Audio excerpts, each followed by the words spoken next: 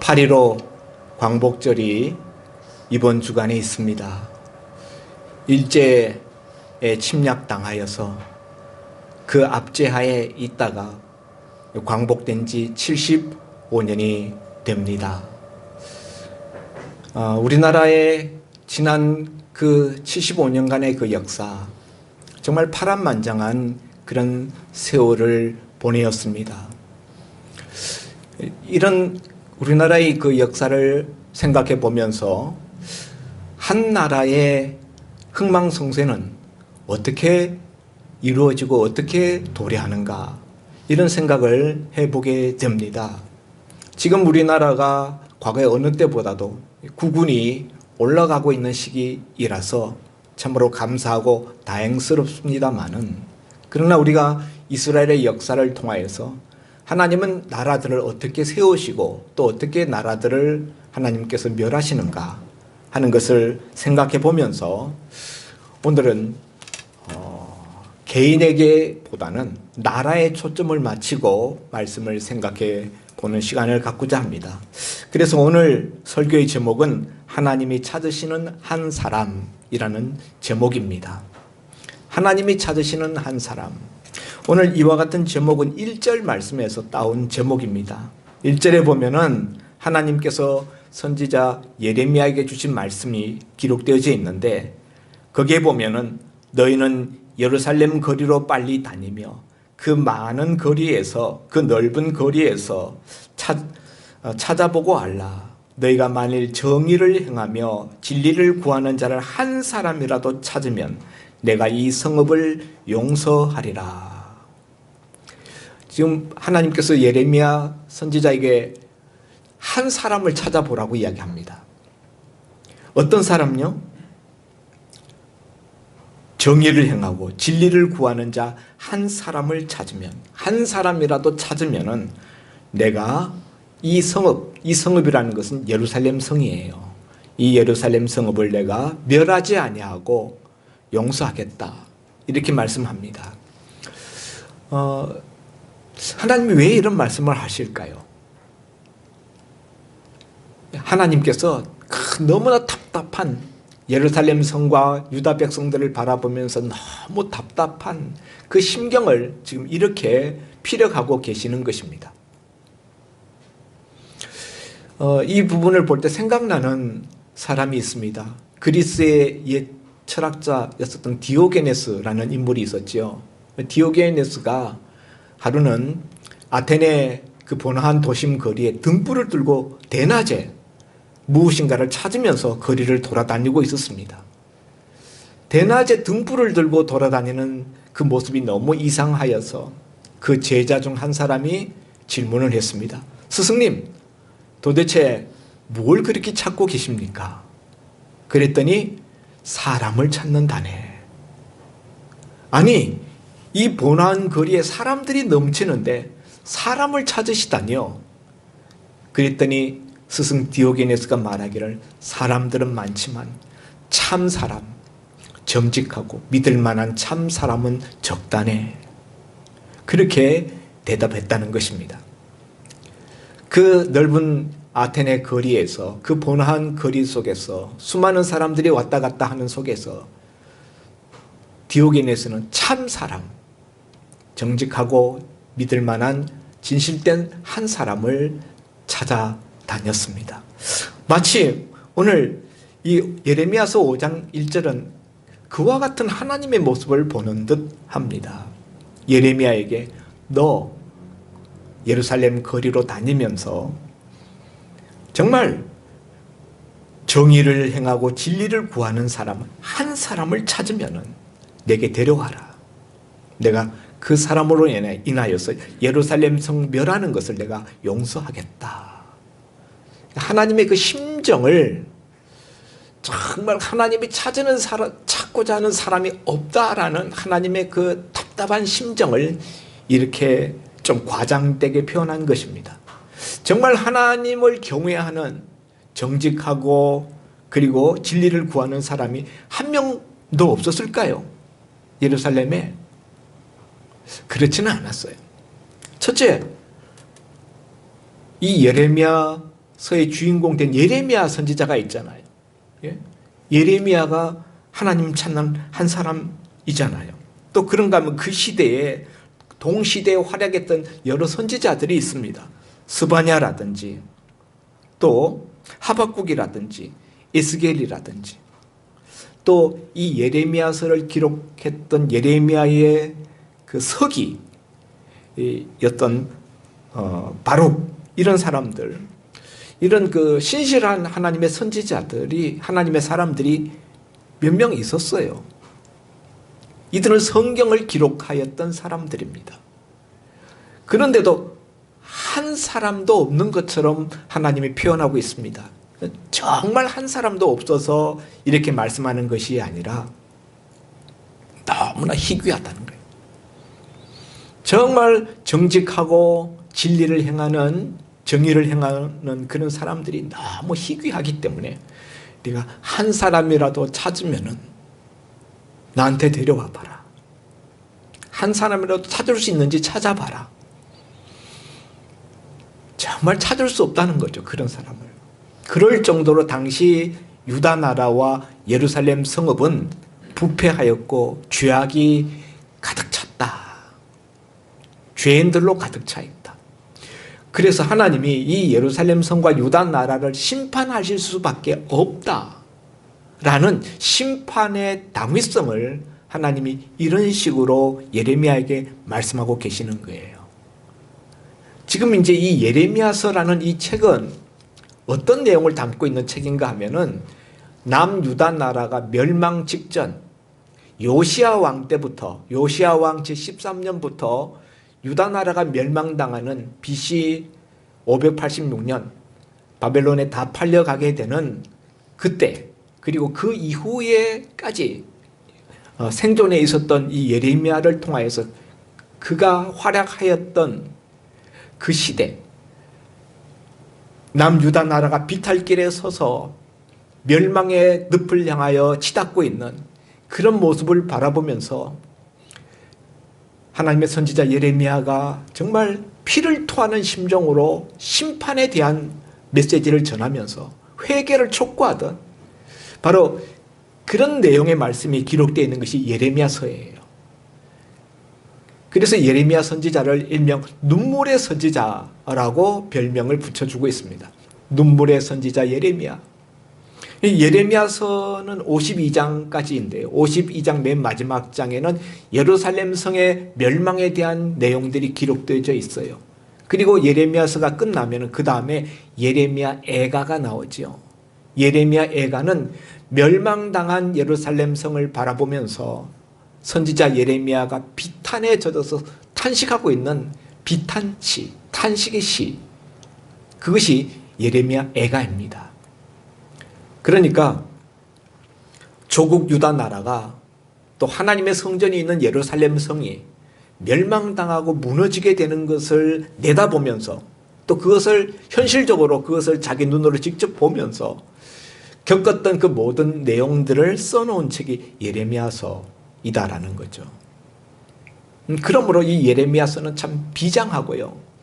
그리고 강력한 회개를 촉구하는 내용이 들어있습니다. 하나님이 예레미야 선지자에게 내가 유다 나라와 예루살렘을 멸망시키겠다라고 이미 말씀하셨어요. 그런데 예레미야에게 하나님이 왜 그렇게 하시는지 심판의 정당성을 예레미야한테 지금 네가 가서 멸망시키지 않을 수 있는 이유가 되는 그 한 사람을 내가 찾아와 봐라.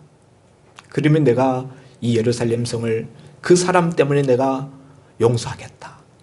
이렇게 이야기하시면서 하나님이 예루살렘 성을 멸망시키는 정당성을 지금 말씀하고 계시는 거예요. 얼마나 그 사회가 부패하고 하나님이 구하는 그런 사람이 없었으면 예루살렘 성이 멸망당했겠는가. 이 기사를 보면은 창세기에 하나님께서 소돔성을 멸망시킬 때 아브라함이 그 조카 롯을 위하여서 하나님과 담판을 벌이죠. 하나님, 소돔성에 의인 50명이 있으면은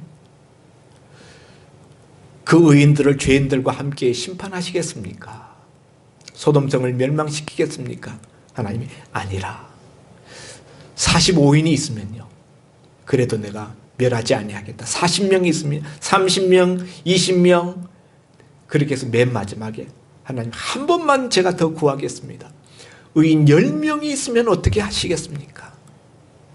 의인 10명만 있어, 의인 10명이 있으면 그래도 이 소돔성을 멸망시키시겠습니까?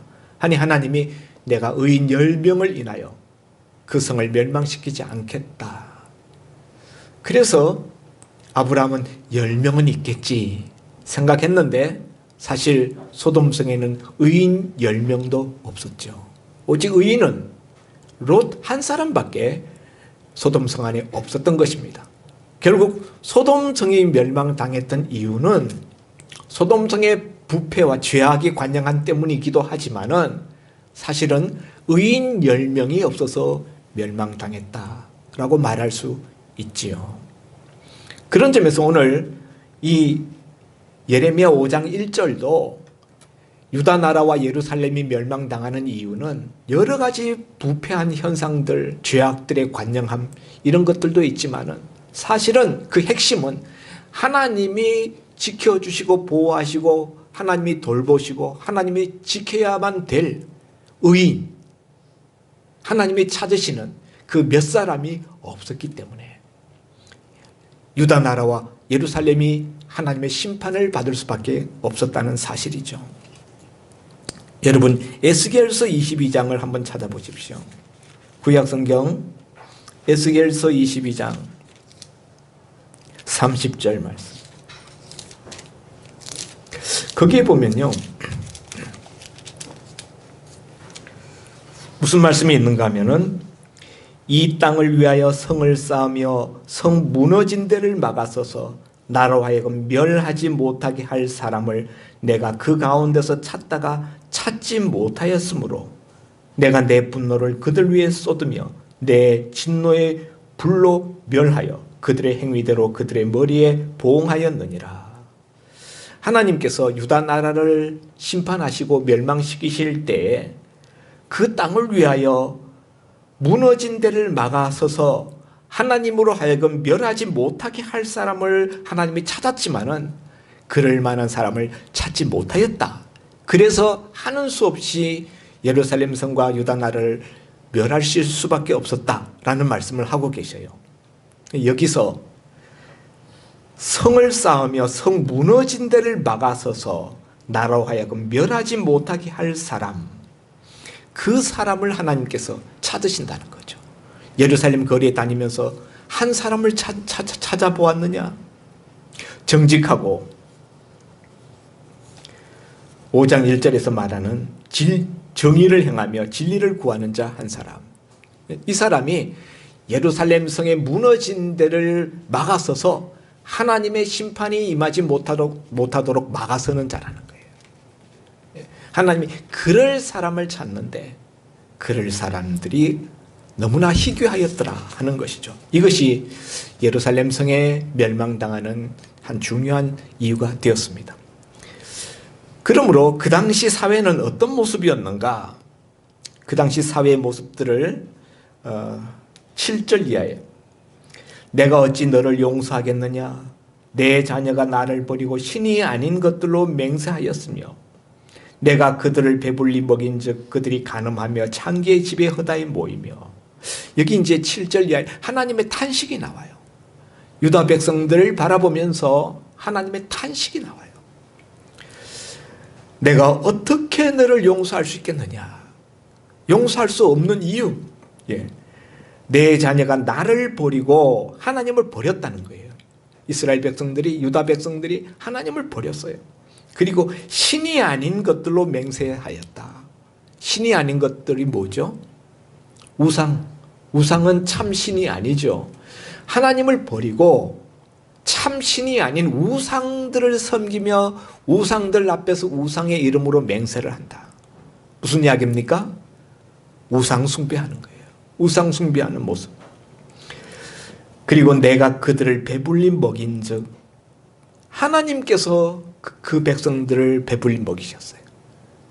그런데 그러면 하나님께 감사하고 하나님을 섬겨야 되는데, 그렇게 배불리 먹여주신 하나님의 법도를 따라 살아야 되는데 그들이 간음하며 창기의 집에 허다에 모이며, 여기 이제 간음하며 창기의 집에 모였다. 이건 이제 두 가지로 우리가 볼 수 있겠어요. 첫째는 직접적으로 보는 거죠. 이 문자 그대로 실질적으로 유다 백성들의 도덕적인 삶이 부패하고, 여기 창기의 집이라는 것은 우상 숭배자들이 우상 신전에 들어가면은 거기에 종교 창기가 있어요. 우상 종교에는, 그 바알 종교에는요, 바알이 농사를 풍요롭게 한다, 바알이 풍요의 축복을 준다, 이렇게 이제 선전하면서 그 종교 예식을 드리면서 예식 그 속에 그 종교 신전 창기와 음행을 하는 그런 그 순서가 들어 있어요. 바로 그런 이스라엘 백성들의 모습을 묘사하는 것일 수도 있어요. 그들이 간음하며 창기의 집에 허다에 모인다. 신전 창기, 그 우상 신전에 들어가 있는 모습, 이런 것을 묘사하는 것일 수도 있고, 또 이것은 영적으로 보면은 이스라엘 백성들이 자기 남편 된 하나님을 버리고, 여기 3장에 가서 보면은 나는 너희 남편이라 하나님께서 그렇게 말씀하셔요. 3장 14절 여호와의 말씀이니라 배역한 자식들아 돌아오라 나는 너희 남편임이라. 하나님께서 그 남편이 되어주셨는데 이스라엘 백성들은 남편 된 하나님을 버리고 다른 남편을 따라가는 거예요. 다른 이웃집 남편, 다시 말해서 바알 우상, 그 우상을 섬기는 거예요. 그런 점에서 영적으로 이들의 모습은 간음한 자의 모습이다 하는 거죠. 7절에 내가 그들을 배불리 먹였는데 그들은 남편 된 나를 따르는 것이 아니고 우상, 다른 남자를 따라간다는 거예요. 간음하며 창기의 집에 허다에 모이며 우상 숭배하는 그들의 모습, 그것도 때로 모여서 우상 숭배하는 그런 모습을 묘사하고 있습니다. 그런즉 내가 어찌 그들을 용서할 수 있겠느냐, 이런 뜻이죠. 두 번째로 8절에 보면 그들은 두루 다니는 살찐 순말같이, 여기 수말이라는 것은 암수가 있을 때 순말, 순말같이 각기 이웃의 아내를 따르며 소리 지르는 도다. 여러분, 이 말이 발정이 나면은 순놈들이 그 발정 냄새를 맡고 그 암말을 찾아가지고 정신없이 그냥 그 뛰어다니네. 바로 그런 그 순말들의 모습, 발정난 암컷을 쫓아가는 순말들의 소리 지르면서 그 말을 따라가는, 암말을 따라가는 그런 모습으로 이스라엘 백성들의 영적인 타락, 우상을 숭배하며 우상 숭배에 따라가고 있는 모습을 묘사하고 있습니다. 그리고 또 실질적으로 이 묘사는 당시 유다 백성들의 도덕적인, 성적인 부패한 모습을 묘사하는 것이기도 해요. 남의 아내, 이웃의 아내를 따라다니며 소리 지른다.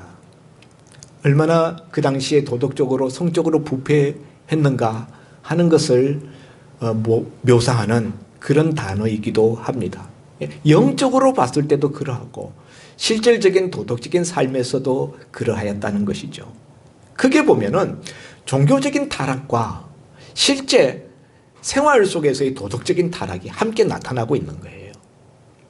이런 일로 말미암아 하나님께서 이 유다 나라와 예루살렘 성읍을 심판하실 수밖에 없다라는 하나님의 정당성, 심판의 이유를 하나님이 말씀하고 있습니다.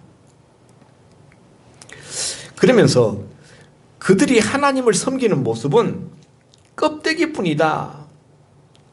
그들은 2절에 보면은 그들이 여호와께서 살아계심을 두고 맹세할지라도 실상은 거짓 맹세니라. 이스라엘 백성, 유다 백성들이 그 당시 하나님을 섬기지 않았느냐? 우상을 섬겼다고 하지만 하나님도 함께 섬겼어요. 이스라엘이나 유다나 하나님을 섬기지 않고 우상만 섬겼던 시대는 없어요. 하나님 늘 섬깁니다.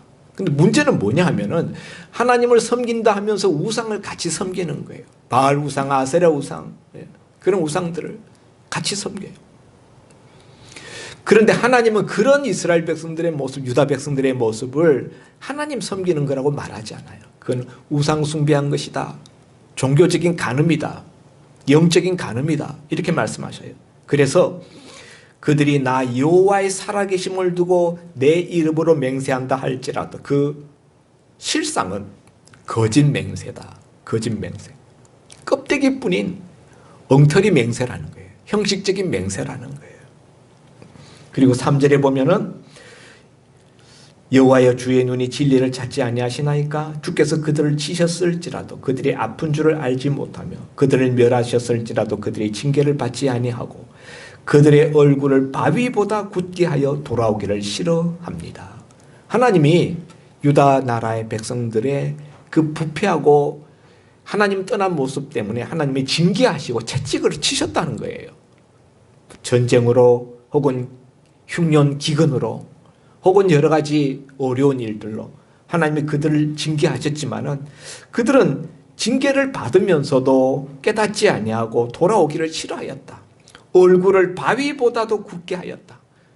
얼굴이 얼마나 그냥 뻔뻔하고 얼마나 그냥 고집스러운지 그 완고한 모습, 그것을 얼굴이 바위보다도 굳다. 그런 얼굴로 하나님의 징계의 채찍을 가볍게 여기고 하나님의 징계를 내팽개쳐 버렸다는 것이죠. 그리고 하나님께 돌아오기를 싫어했다. 그래서 5절에 보면 내가 지도자들에게 가서 그들에게 말하리라. 일반 백성들은 희망이 없어요. 일반 백성들은 그런 패역한 모습을 살아가고 있는데 지도자들, 당시에 종교 지도자들도 있고 또 정치적인 지도자들도 있죠. 고관들, 그리고 제사장 그룹, 서기관들, 이런 그 종교인들, 지도자들, 그들은 하나님의 법을 아니까 내가 그 지도자들에게 가서 말하리라. 그래서 그들은 여호와의 길 자기 하나님의 법을 안다 하였더니 자기들 말로 하나님의 법을 안다고 그들이 말해요. 제사장들은 하나님의 법을 아는 사람들이죠. 그래서 그들에게 가서 말했습니다. 선지자들 하나님의 법을 알죠. 그런데 그들도 일제히 멍에를 꺾고 결박을 끊은지라. 이 멍에라는 것은 하나님의 율법, 하나님의 말씀, 그것을 꺾어버렸다.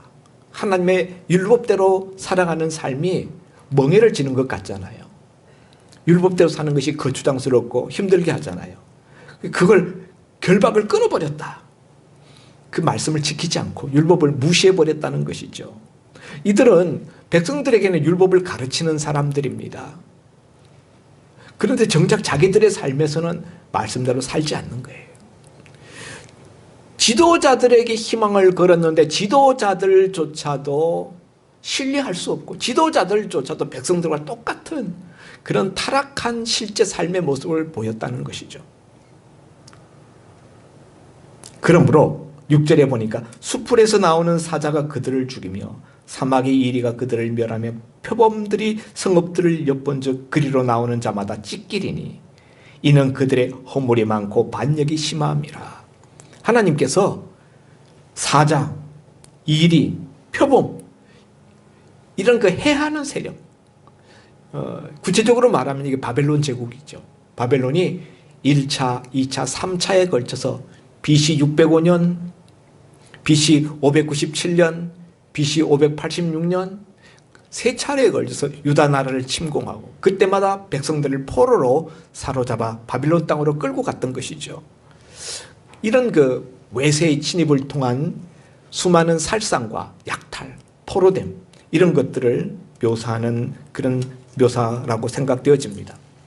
결국 하나님의 경고와 징계에도 불구하고 그들이 듣지 아니하고 돌아오지 아니하므로 하나님이 그들을 심판하실 수밖에 없었다 하는 것을 예레미야 선지자를 통하여 하나님이 말씀해 주고 계시는 것입니다. 지금 이때는 아직 심판당하기 전이에요.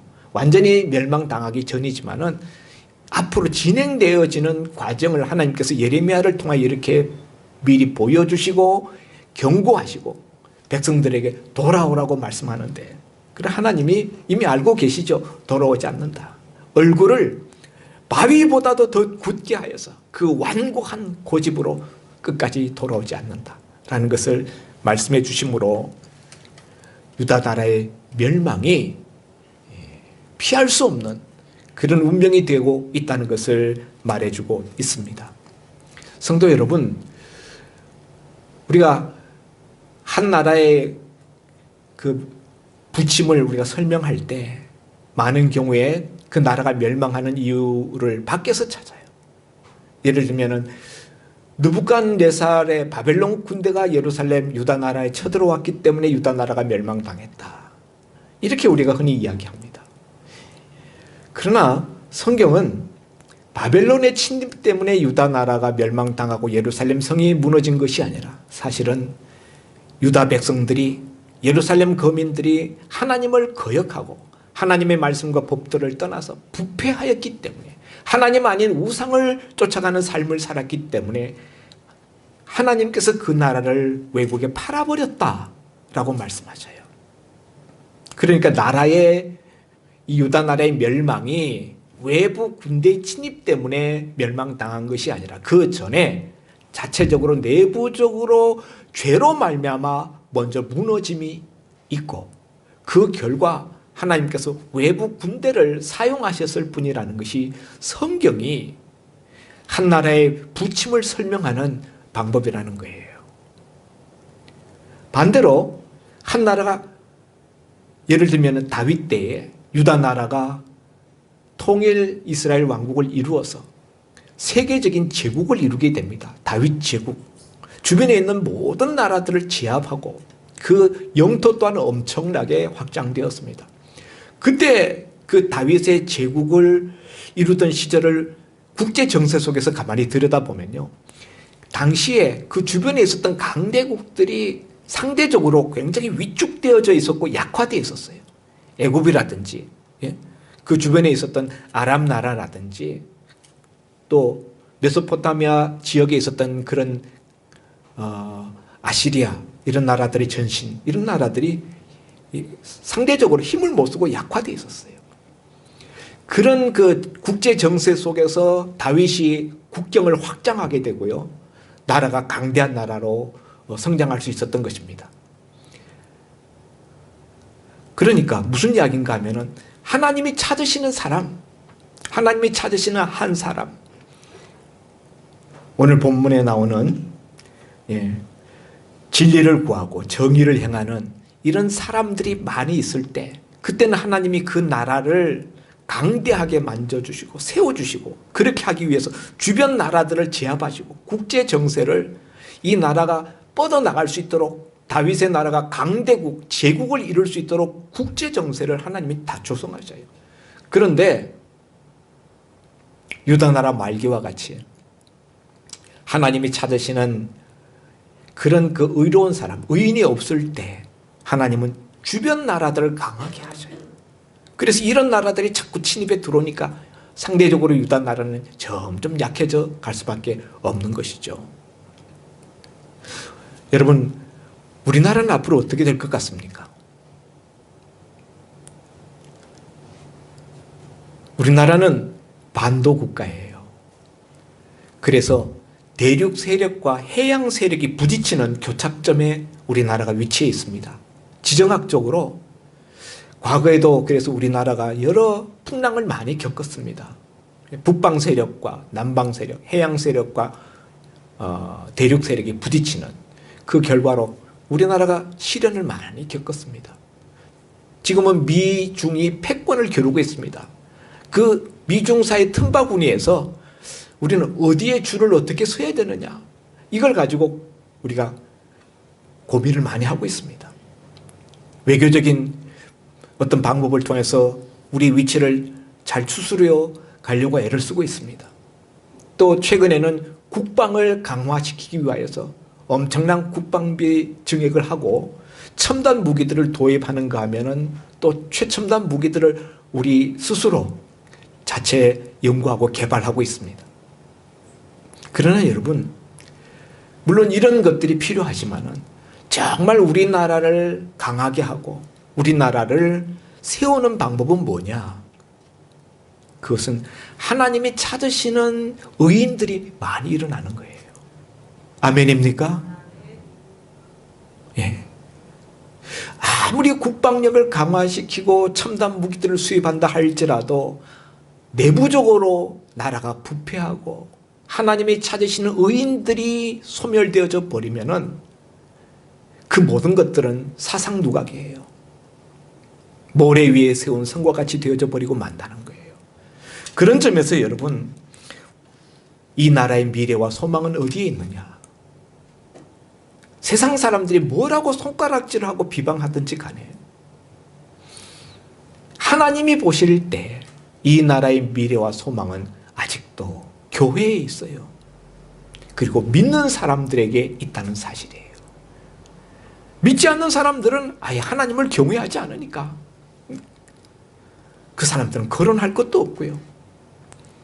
하나님은 어제나 오늘이나 온 땅을 두루 감찰하시면서 자기를 경외하는 진실한 사람들을 찾고 계십니다. 디오게네스가 등불을 들고 밝히면서 온 아테네 시를 뒤졌던 것보다 더 엄청난 하나님의 열심으로 지금도 하나님은 온 땅을 두루 다니며 찾을 자를 찾고 계십니다. 구원할 자, 그리고 쓰실 자, 축복할 자, 의로운 자, 하나님 경외하는 자, 이런 사람들을 하나님은 오늘날도 날마다 찾고 계십니다. 이 사람들이 이 나라를 지키는 대들보요, 이 나라를 지키는 성벽입니다. 첨단 무기가 나라를 지키는 거 아니에요. 하나님이 지켜주시는데 그 하나님의 손을 붙들어서 멸하지 못하도록 막아서는 자, 그 사람들은 하나님을 경외하는 한 사람 한 사람이에요. 저와 여러분이 그 한 사람 될 수 있기를 바랍니다. 하나님이 찾으시는 그 한 사람, 그 한 사람은 그러므로 어떤 사람입니까? 첫째, 바른 예배자입니다. 그 당시 유다 나라에는 하나님을 참 섬기는 참된 예배자들이 없었어요. 전부 형식적이었어요. 제사는 예루살렘 성전에서 제사는 계속 드려졌습니다. 제사가 한 번도 끊어진 적이 없었어요. 날마다 고기들이 불살라져서 제물로 바쳐졌지만은 그것은 껍데기뿐인 형식적인 제사예요. 제사장들도 그 마음속에 하나님 사랑하는 마음이 없었고 하나님의 법도를 따르고자 하는 충성된 마음이 없었다라는 것이죠. 예배가 무너진 시대, 그것이 유다의 멸망 시기의 유다의 모습이었어요. 성도 여러분, 오늘 이 시대에 우리가 약간 걱정스러운 것은 코로나로 인하여서 예배가 교회에서 많이 무너지는 모습이 보인다는 거예요. 성도들의 삶에서 예배가 무너지는 듯한 모습. 여러분, 예배가 무너지면 나라가 무너집니다. 그래서 우리 나라를 지키는 방법은 예배를 세우는 거예요. 참된 예배자들이 일어나는 거예요. 진실된 예배를 하나님 앞에 날마다 드리는 거예요. 두 번째는요, 앞서는 신앙적인 점이라면 두 번째는 실천적인 삶의 모습 속에서 우리가 바른 신앙뿐만 아니라 바른 삶을 살아야 된다는 거예요. 바른 예배를 드리는 사람은 반드시 바른 삶을 살게 되어 있습니다. 유다 나라는 멸망 시기에 예배가 무너지니까 도덕이 무너졌어요. 바른 삶이 무너졌어요. 그래서 성적인 부패가 마치 순말이 발정난 안마를 찾아서 소리치면서 뒤따라 다니듯이 남의 유부녀를 찾아서 성폭행하고 남의 집에 쳐들어가고 그런 일들이 유다 말기의 예루살렘의 모습이었는데 오늘 이 시대의 모습하고 닮아있지 않느냐 하는 것이죠. 하나님은 우리나라를 멸망시키는 것을 좋아하지 않습니다. 유다 나라 멸망시키는 것을 하나님이 기뻐하지 않았어요. 그들 멸망시키지 않으려고 하나님께서 그 막아서는 자, 심판의 손을 막아서는 자를 하나님이 그렇게 찾았듯이 지금도 하나님은 우리나라를 멸망시키지 아니하도록 그 하나님의 손을 막아서는 자들을 하나님은 찾고 계셔요. 그 사람이 누구냐? 그 사람이 저와 여러분이에요. 그러려면은 여러분 우리가 참된 예배로서 바른 신앙을 회복해야 될 뿐만 아니라 우리의 제단이 바로 서야 될 뿐만 아니라 우리의 삶이 바로 서야 돼요. 세상 사람들이 왜 예수 믿는 사람들을 향해서 손가락질하고 욕합니까? 우리의 삶의 모습이 그들에게 빛이 되지 못하기 때문이에요. 교리 때문이 아니라 우리 삶이 부패하고 그들에게 귀감이 되지 못하기 때문에 존경이 되지 않기 때문에 그러므로 여러분 우리는 죄를 멀리하는 삶을 살아야 됩니다. 바른 삶이란 어떤 삶인가? 바른 삶이란 죄를 멀리하는 거예요. 근데 우리 인간은 죄인이라 자동적으로 죄를 짓고자 하는 본성이 우리에게서 계속 일어납니다. 끌어오르는 죄의 욕구 계속 날마다 우리를 집어삼키듯이 우리에게 밀려옵니다. 그것과 계속 맞붙어서 싸워서 그 죄의 소욕들을 짓눌러서 질식시켜야 돼요. 그러려면 은혜 받은 경험이 있어야 돼요. 은혜 받은 경험이 있어서 그 은혜가 얼마나 귀한 것인지를 체험하고 죄의 소욕이 우리에게서 밀려올 때 내가 받은 하나님의 이 귀한 은혜를 이 죄 때문에 내가 없이 할 수 있는가? 이건 너무 손해나는 일이고 이건 내가 할 수 없는 일이야. 이런 그 결단과 이런 감정이 우리 속에서 일어나야 죄를 우리가 누를 수가 있는 거예요. 그렇지 않으면 이런 은혜 받은 경험과 이 은혜의 가치, 하나님 은혜의 가치를 우리가 알지 못하면 죄의 소욕을 이길 수가 없다는 사실이에요. 사랑하는 성도 여러분, 우리 인생의 목표를 바꾸시기를 바랍니다. 어떻게 하면 이 땅에서 잘 먹고 잘 살 것인가? 예? 그게 우리 인생의 목표가 되지 말아야 합니다. 적어도 예수 믿는 우리의 목표는 이 나라와 조국과 이 민족, 우리 자녀들 후세대를 위하여서 하나님의 심판의 손을 막아서는 그 하나님이 찾으시는 의인 한 사람, 그 사람이 되는 것, 그게 우리 인생의 목표가 될 수 있기를 바랍니다. 아멘입니까? 정말 진심으로 여러분 인생의 목표가 변화될 수 있기를 바랍니다. 하나님이 찾으시는 그 한 사람, 제가 되겠습니다. 결단하시고 그 들은 말씀대로 실천할 때 우리나라의 미래는 밝을 것입니다. 여러분의 미래 또한 밝을 것입니다. 기도합니다. 하나님 아버지, 8.15 광복 75주년을 맞아서 어떻게 이 나라와 이 조국의 미래를 우리가 짊어지고 또 지켜나갈 것인가? 유다 나라의 멸망사를 통하여서 우리가 이 시간 생각했습니다. 들은 것으로 그치지 말게 하시고 그냥 머릿속에 지식으로 그치지 말게 하시고 결단하게 하시고 실천하게 하셔서 정말 이 나라와 이 민족의 미래를 감당할 수 있는 하나님이 찾으시는 의인 한 사람 한 사람이 바로 우리가 되게 하여 주옵소서. 예수님 이름으로 기도하옵나이다. 아멘.